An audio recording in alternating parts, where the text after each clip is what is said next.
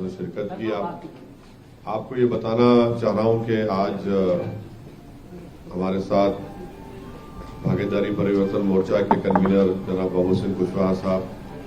और रामचरण कश्यप साहब भी हैं और डॉक्टर अयूब साहब हैं जो पीस पार्टी के अध्यक्ष हैं, सदर हैं। और हम तमाम ने मिलकर ये फैसला लिया है कि भागीदारी परिवर्तन मोर्चा जहां पर पीस पार्टी के कैंडिडेट रहेंगे उन पीस पार्टी के कैंडिडेट के हम सपोर्ट करेंगे